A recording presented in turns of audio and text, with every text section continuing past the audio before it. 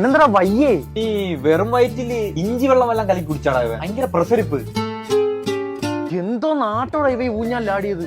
നിന്ന് കറങ്ങിയല്ലായിരുന്ന. അവൻ എന്തോ നല്ല രീതി കിട്ടിയളിയാ. പുറം തലയ്ക്ക് നല്ല അടി കിട്ടിക്ക. എന്ത് നിങ്ങളെ കയ്യിൽ XXX ഉണ്ടോ? നിങ്ങളെ കയ്യിൽ XXX ഉണ്ടോ? ഞാൻ അതൊക്കെ +2 നിർത്തിയാണ്. എന്ത് വർത്താനോട് ആശ്രയം നീ നേരത്തെ പറഞ്ഞത്?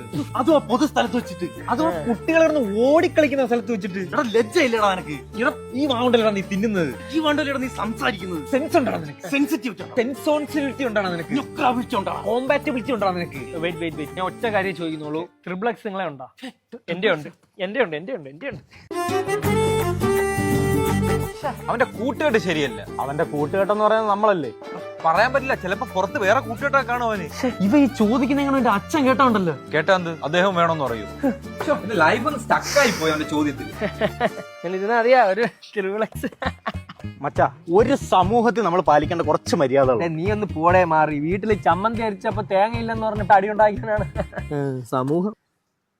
എന്തോ വലിയ കാര്യം പറയാൻ വന്നിരുന്നു. പാസ്. മച്ചാ, ഒരു സമൂഹത്തിൽ നമ്മൾ പാലിക്കേണ്ട കുറച്ച് മര്യാദകളുണ്ട്. അവിടെ ഇങ്ങനെയുള്ള വാക്കുകളൊന്നും യൂസ് ചെയ്യാൻ പാടില്ല. മനസ്സിലായോ? ഒറ്റ കാര്യം, ഗോവിന്ദ് മാമയുടെ കടയില് ട്രിപ്പിൾ എക്സ് ഉണ്ട്. ആർക്കൊക്കെ വേണം എന്റെ കൂടെ വാ. ഗോവിന്ദ് മാമയുടെ കടയില്ല. ഗോവിന്ദമാമ ഇത്തരക്കാരനാണെന്ന് അറിഞ്ഞില്ല. അച്ഛനെ പോലെയാണോ ഞാൻ കണ്ടത്? അങ്ങേര എന്തൊക്കെയാടാ വിളിച്ച് പറയുന്നത്? പ്രഷർ സിറ്റുവേഷൻ ചിലപ്പോ അച്ഛനെയൊക്കെ ഞാൻ മാറ്റി പറഞ്ഞോളെ. അവന്റെ മൊത്തം സന്തോഷം നോക്കിയാണ്. ഗോവിന്ദമാമ